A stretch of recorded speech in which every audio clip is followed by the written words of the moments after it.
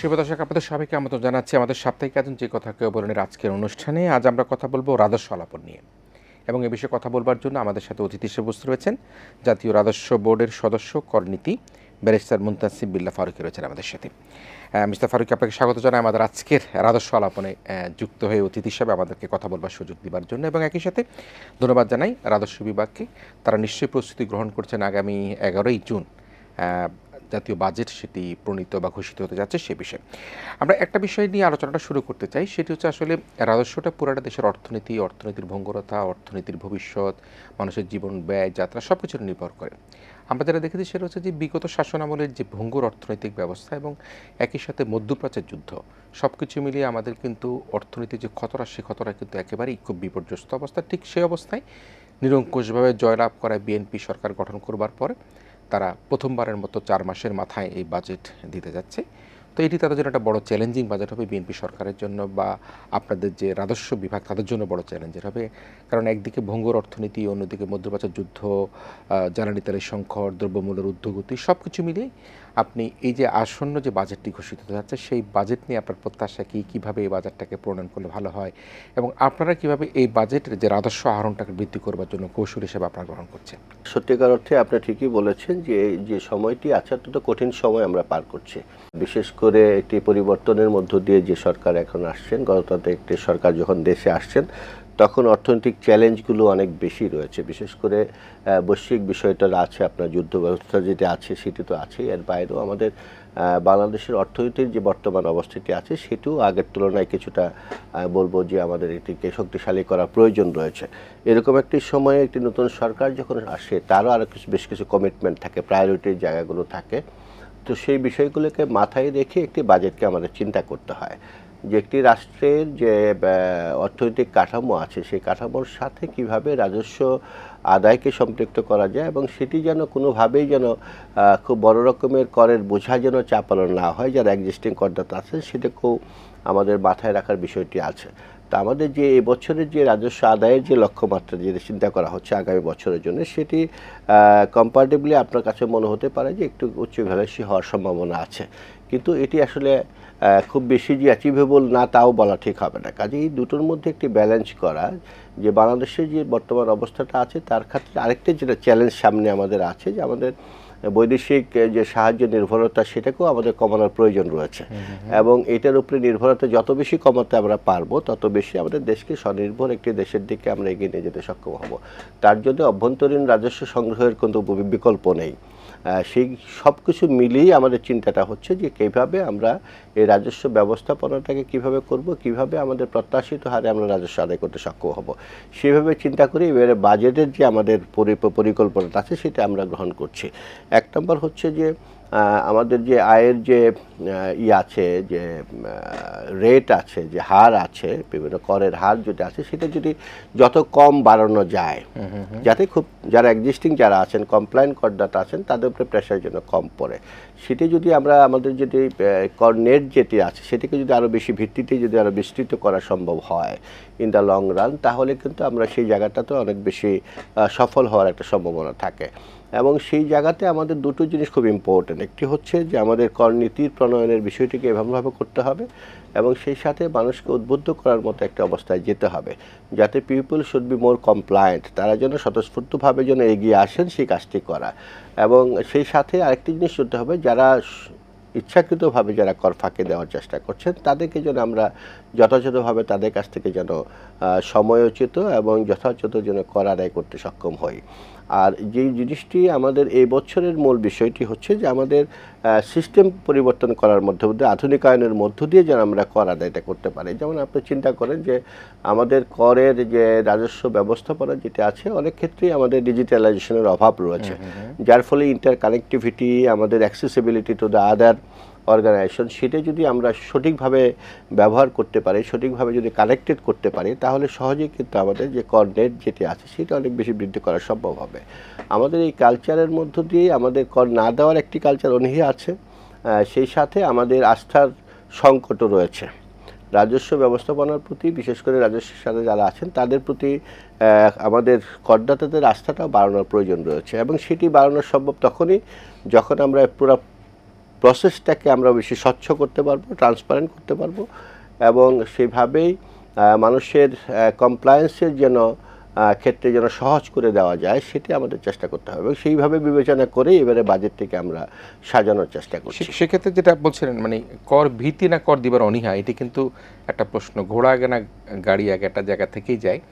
যারা কর দিতে চায় না তারা হয়তো বলবার চেষ্টা করে কর ভীতি, আবার হয়তো বা অনেক সময় বলা হয় যে অনীহা। সব কিছু মিলিয়ে কোনটাকে আসলে বেশি আমরা চ্যালেঞ্জ মনে করি, কর ভীতি, কর দেওয়ার কর অনীহা? ভীতি দূর করাটা খুব বড় চ্যালেঞ্জ নয়। চ্যালেঞ্জ নয় কারণে আপনি দেখেন যে আমাদের এখন যে জাতীয় রাজস্ব বোর্ড যেটি আছে, we are more concentrating or focusing on the digitalization of the system.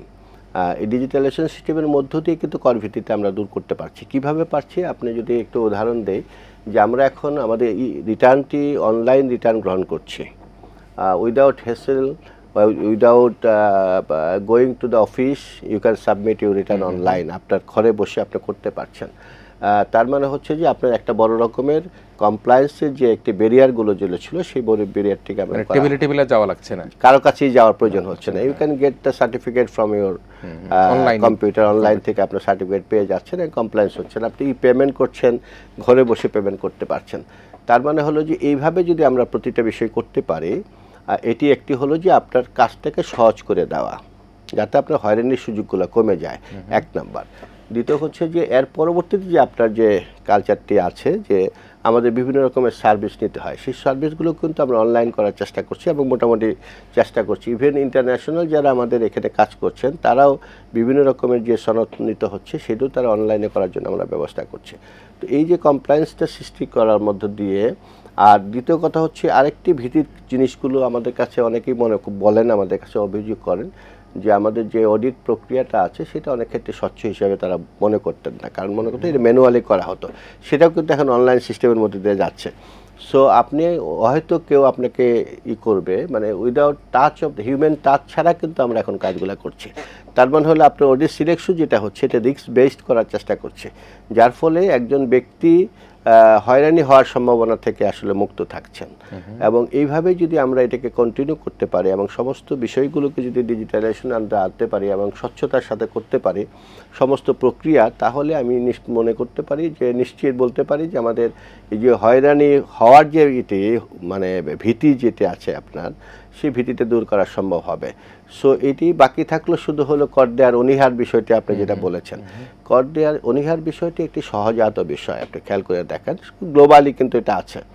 তো এই অনীহাটাকে আমরা কিভাবে দূর করতে পারি, একটা হচ্ছে যে একটা মোটিভেশনের বিষয়গুলো আছে, কিছু ট্যাক্স এডুকেশনের বিষয় আছে, কিভাবে রাষ্ট্র ভালো জায়গায় যাবে, রাষ্ট্রের সার্বভৌমত্ব শুধু নয়, রাষ্ট্রের অর্থনৈতিক সমৃদ্ধি থেকে শুরু করে সমস্ত কিছুতে কীভাবে ওনার এই টাকাটি ব্যয় হচ্ছে, সেই বিষয়টাতেও যদি আমরা স্বচ্ছতা আনতে পারি, তাহলে কিন্তু দে উইল ফিল বেটার, এবং দেখবেন feel proud to be a tax payer, যে আমার টাকায় আজকে আমাদের দেশের এই ভালো কাজটি হচ্ছে। আমাদের বর্তমান যে কথাটি আপনি বলেন, একটি নতুন সরকার যখন ক্ষমতায় আসে, তার বিভিন্ন রকমের প্রায়োরিটির জায়গাগুলো থাকে, বেশি কমিটমেন্টের বিষয়গুলো থাকে। তো সেরকম সামাজিক বেশ কিছু কমিটমেন্ট কিন্তু এখন বর্তমান সরকার অলরেডি, ফ্যামিলি কার্ড, কৃষক কার্ড করছেন, ক্রীড়া কার্ড করেছেন, বিভিন্ন রকমের কার্ড করছেন। তার মানে হচ্ছে যে যারা একটু পিছিয়ে পড়া মানুষ আছে, যারা তাদের দারিদ্র্য বিমোচন সংক্রান্ত বিষয়গুলোতে আছে, কৃষি নির্ভরতার বিষয়গুলোতে আছে, সেখানে সরকার চাচ্ছেন তাদেরকে প্রণোদনা দেওয়ার মধ্য দিয়ে তাদেরকেও সক্ষম করে তোলা। তা যদি হয়, তাহলে তো বিকল্প তো নেই, টাকা তো আদায় করতে হবে, আমাদের রাজস্ব ছাড়া তার কোনোভাবেই সম্ভব না। এই বিষয়গুলো যখন একজন রাজস্ব যিনি প্রদান করছেন, ওনার যদি বোধটি তৈরি হয় যে আমার মাধ্যমে রাষ্ট্রের, সমাজের এবং দারিদ্র্য বিমোচনে একটা বিশেষ ভূমিকা পালন করতে পারছি, তাহলে কিন্তু তাদের যে অনীহার জায়গাটা নষ্ট হবে না, আমার মনে হয় থাকবে না সেটি।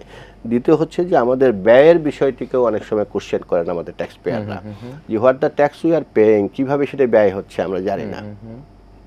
তো সেরকমভাবেও কিন্তু এই অনীহা থেকে আমরা বের করে নিয়ে আসার চেষ্টা করতে পারি। আর দ্বিতীয় হচ্ছে যে অনীহা থেকে যারা এরপরেও যারা কমপ্লায়েন্ট হবেন না, তাদেরকে যদি আমরা রিস্ক বেস সিস্টেমের মধ্যে নিয়ে এসে তাদেরকে যদি আমরা সঠিকভাবে এক ধরনের এনফোর্সমেন্টের মধ্য দিয়ে নিয়ে আসতে পারি, যারা সত্যিকার অর্থে কর দেওয়ার ক্ষেত্রে ভীষণ রকমভাবে অনীহা অথবা তারা কর ফাঁকি দেওয়ার চেষ্টা করছেন, জানি শুনেও জেনে শুনেও করছেন এবং তার সক্ষমতা থাকার পরে উনি কর দিচ্ছেন না, তাদেরকে আমাদের এনফোর্সমেন্টের দিকে যেতেই হবে।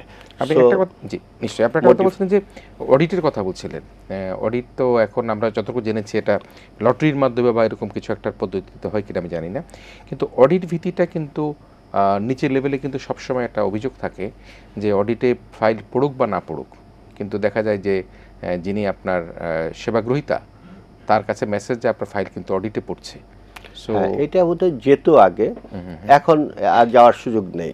আচ্ছা, কারণ অডিট করার সক্ষমতা এখন আর কারণ নেই, কোনো ব্যক্তি অডিট করতে পারছেন না এখন, এখন এটা মেশিন করছে, ব্যক্তির পরিবর্তন মেশিন করছে। এটাই হচ্ছে আমাদের যে কথাটি বলছি যে মানুষের যে ভীতিটি আছে, ভীতি দূর করার জন্য একটা অন্যতম বড় রকমের স্টেপ আমি বলবো on behalf of the NBR এটি নেওয়া হয়েছে। এখন আর হিউম্যান টাচ নেই।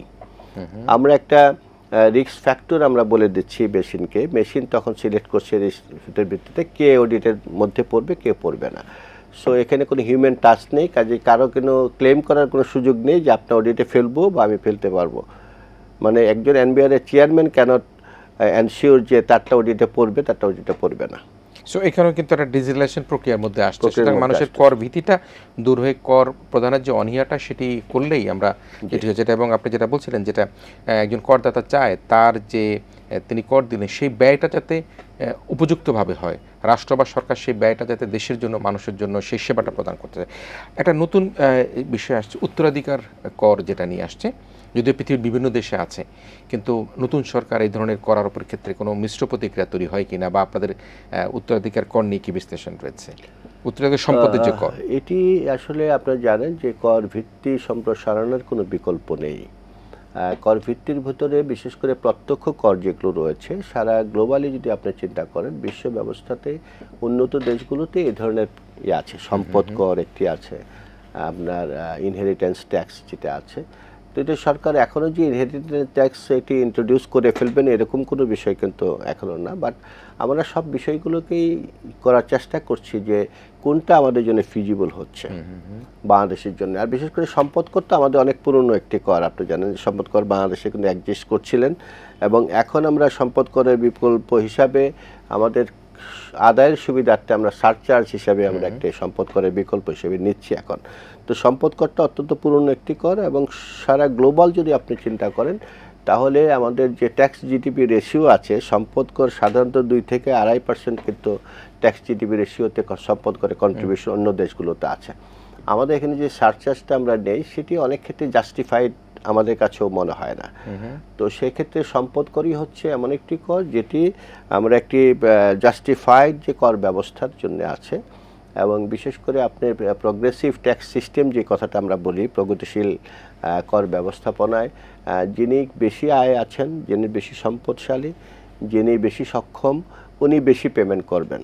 এই যে একটি ইকুইটেবল একটি সোসাইটির কথা আমরা চিন্তা করি, সেই কর ব্যবস্থাপনায় যদি সেখানে আমরা যেতে চাই তাহলে এই দায়িত্বটি কিছুটা হলেও যারা সম্পদশালী তাদেরকে নিতে হবে সেই চিন্তা থেকে। এবং আমাদের যেহেতু এখন ডিজিটাল করার প্রক্রিয়ায় আমরা আছি, আমাদের আগে যে সমস্যাটা ছিল যেটা হলো যে একজন সম্পদ কিভাবে আমরা ইভ্যালুয়েশন করব, কিভাবে সম্পদের ক্যালকুলেশনটা হবে, সেটি আমাদের খুব ম্যানুয়ালি করতে হতো। তো ম্যানুয়ালি করার অনেক সমস্যা আছে। এখন কিন্তু সেই জায়গাটা থেকে আমরা বেশ কিছু সামনে এগিয়ে গেছি, এবং সামনে আমাদের সবচেয়ে বড় প্রজেক্টটি হচ্ছে এনবিআরের ডিজিটালাইজেশন প্রজেক্টটি।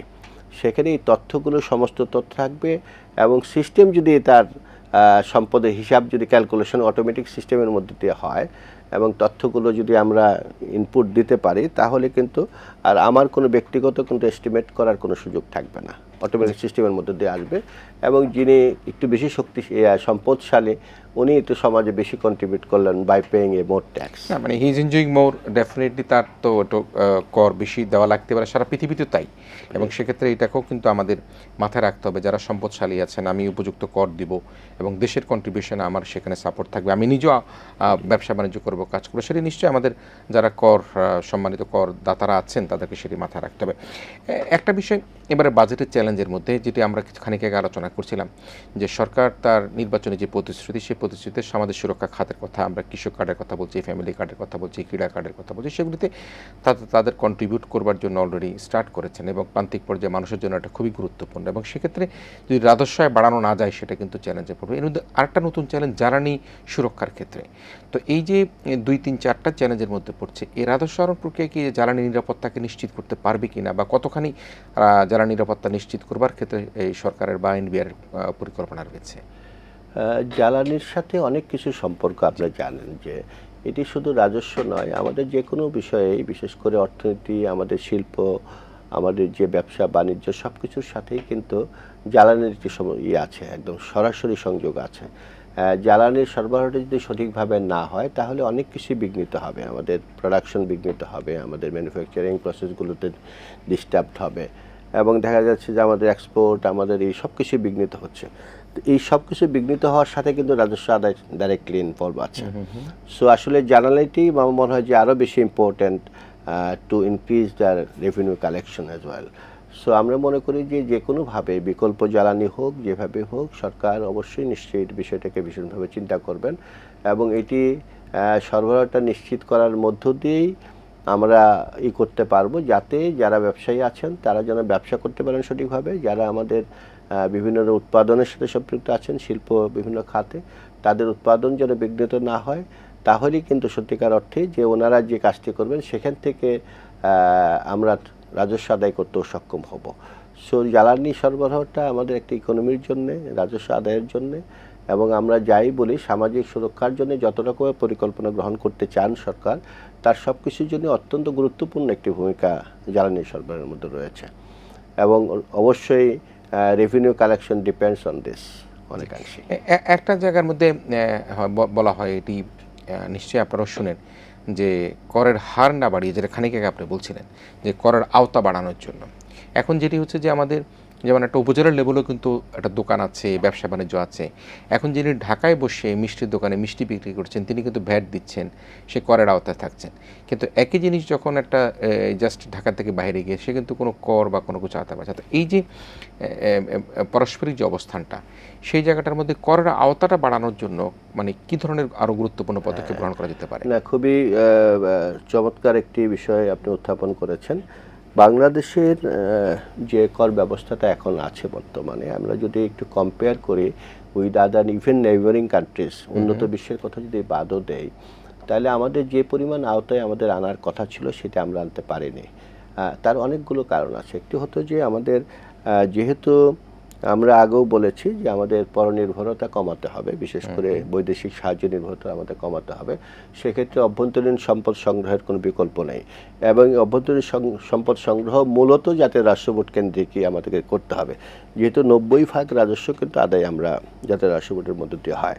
তো সেক্ষেত্রে এই যে ডিপার্টমেন্টটি আছে সেখানে একটু চিন্তা করতে হবে, সরকারকেও চিন্তা করতে হবে যে এটাকে কীভাবে তাদেরকে সক্ষম করে তোলার বিষয়টি আছে। তার মানে একটি সংস্থা, যে সংস্থা আমাদের জাতীয় উন্নতির প্রতীক হবে, আমাদের সমৃদ্ধির প্রতীক হবে, আমাদের সামনে এগিয়ে যাওয়ার হবে এবং দারিদ্র্য বিমোচন থেকে যত রকমের ভালো কাজ আমরা করতে চাই সরকার, সেই কর্তার সবচেয়ে বড় সহায়ক ভূমিকা যারা পালন করবে তাদেরকে সেভাবে সক্ষম করে তোলার একটি পরিকল্পনা গ্রহণ করা খুবই জরুরি আমি মনে করি। এই যে আপনি বললেন যে উপজেলা পর্যায়ে বিভিন্ন রকমের ট্রেড সেন্টার কিন্তু গড়ে উঠেছে, গ্রামে গঞ্জে পর্যন্ত আছে, যাদেরকে নেটে আনা দরকার আছে, আমাদের করের ভিত্তির মধ্যে নিয়ে আসা, পরিমাণ অল্প হোক, they should be part of this. সেই ভর্তি করতে গেলে আমাদের যে সংস্কার করা দরকার, ডিপার্টমেন্টের সংস্কার করা দরকার, সেটাও যেরকম ঘাটতি আমাদের আছে। আপনি যদি এটি, আমি ব্যক্তিগতভাবে এত 33 বছর চাকরি করছি এখানে সবচেয়ে বড় কথা হচ্ছে যে এই ডিপার্টমেন্টের লজিস্টিক্স অবস্থা সবচেয়ে খারাপ। আমাদের নিজস্ব ভবন নেই, নিজস্ব অফিস নেই, ভাড়া বাড়িতে আমাদের কাজ করতে হয়। এই যে আমরা ডিজিটালাইজেশনের কথা বলি, কমিউনিকেশনের কথা বলি, আমরা আমাদের সিস্টেম ডেভেলপমেন্টের কথা বলি, সেটি অনেক সময় ভাড়া বাড়িতে গ্রামে গঞ্জে সম্ভব হবে না। আমাদের এনফোর্সমেন্টের জন্য আমাদের দরকার লজিস্টিক্স, বিভিন্ন রকমের দরকার আছে, সেখানেও ঘাটতি আছে আমাদের। যদি আমরা চিন্তা করি যে আমাদের রিটার্ন অনুযায়ী আমরা কী পরিমাণ ইনভেস্ট করছি, সরকার যদি এটা বিবেচনা করে, আমি কথা বলেছি আমাদের এদের সাথেও বর্তমান অর্থমন্ত্রী মহোদয়ের সাথেও কথা হয়েছে, অর্থ উপদেষ্টা মহোদয়ের সাথে কথা হয়েছে, বারবারই বলেছে যে এই ক্ষেত্রে আমাদের ব্যয়ও সবচেয়ে কম। আমরা দোষ বলি যে আমাদের ট্যাক্স জিডিপির হার আমাদের সাবকন্টিনেন্টের সবচেয়ে কম, আমাদের প্রতিবেশী দেশগুলোতে আমাদের চেয়ে বেশি, ইন্ডিয়াতে বেশি, পাকিস্তানে আরও বেশি, নেপালও আমাদের চেয়ে বেশি, শ্রীলঙ্কা আমাদের চেয়ে বেশি। আবার যদি অন্যভাবে চিন্তা করি যে আমাদের প্রতি বছর কিন্তু ট্যাক্সের গ্র্যাজুয়াল একটা গ্রোথ আছে, কিন্তু জিডিপি যে হারে বেড়েছে সেই হারে ট্যাক্স জিডিপির হারটা সেভাবে বাড়েনি। কিন্তু এটার পিছনে আবার অন্য একটা কারণ আছে যে আমরা আমাদের এখানে ইনভেস্টও করেছি সবচেয়ে কম। ইন্ডিয়াতে আপনার 100 টাকা কালেকশনের পিছনে ওনারা ব্যয় করেন 80 পয়সার মতো, পাকিস্তানে 1 টাকার বেশি ব্যয় করেন ওনারা, আর আমরা করি 30 পয়সা। আচ্ছা, তো ওয়ার্ল্ডে সবচেয়ে কম হচ্ছে মানে ইনভেস্টমেন্টের এই মানে রাজস্ব খাতে সবচেয়ে কম ইনভেস্টমেন্ট হচ্ছে বাংলাদেশে। তো আমরা যখন একজনকে ক্যাপাসিটি বিল্ডিং করতে চাই, একজনকে যখন সক্ষম করে গড়ে তুলতে চাই, তাকে ইকুইপ করার প্রয়োজন আছে। আমাদের এখন সরকার কিন্তু ভাবছেন, সরকার এই যে বড় রকমের কিছু প্রজেক্ট নিচ্ছেন, আমাদের ডিজিটালাইজেশনের চেষ্টা করছেন, ভাবনার মধ্যে আছে ঠিক। এটি আরও হলিস্টিক যদি অ্যাপ্রোচ করা যায়, চিন্তা করে যে এই সংস্থার মধ্য দিয়ে আমাদের করতে হবে দুটো জিনিস। একটা হলো ট্রান্সপারেন্সি এনশিওর করতে হবে, আমাদের কর্মকর্তা কর্মচারীরা যেন কোনোভাবেই যেন করাপশনের সাথে সম্পৃক্ত না হন সেটার জন্য এনশিওর করতে হবে, এবং সাথে সাথে zero tolerance for the corruption as well as এক ধরনের প্রণোদনার ব্যবস্থাও করতে হবে, যাতে দে উইল ফিল মানে গুড যে আমি এখানে সার্ভ করার ফলে আমার এই ধরনের অ্যাপ্রিসিয়েশন আমি পাচ্ছি, সেই জিনিসটাও আমাদের করা দরকার। এই সার্বিক বিষয় যদি চিন্তা করি, আমাদের লজিস্টিক্স, আমাদের আর্থিক প্রণোদনা সব দিক থেকেই কিন্তু আমরা ভীষণভাবে দুর্বল, আর নিজস্ব অফিস বলে খুব কম জায়গাতেই আমাদের আছে। এই সব মিলিয়ে একবারে চিন্তা করলে আমরা কিন্তু ব্যয়ও হচ্ছে এখানে, আমাদের বিশেষ করে ভাড়া খাতে আমাদের অনেক টাকা ব্যয় হয়ে যাচ্ছে। আমাদের 30 পয়সার ভিতরে কিন্তু একটা বড় অংশই চলে যায় হলো বাড়ি ভাড়াতে। তাহলে আমরা হিউম্যান রিসোর্স ডেভেলপমেন্টের জন্য কত টাকা খরচ করছি, কী পরিমাণ খরচ করছি। সেই কারণেই আমার মনে হয় যে আমাদের এই জায়গাটায় যত পটেনশিয়ালিটি আছে সেই জায়গাতে আমরা যেতে পারছি না। আর আমরা যখন একটি সংস্কারের কথা চিন্তা করব, যখন আমাদের অফিস আদালতগুলো চেষ্টা করব যে আমাদের একটু গ্রামে গঞ্জে ছড়িয়ে ছিটে দেওয়ার জন্য, তখন যেমন আমাদের কর্মকর্তারা অনেক সময় মনে করেন যে আমি একদম গ্রামে গিয়ে পোস্ট হবে, সেটা যেমন একটা বোধ আছে।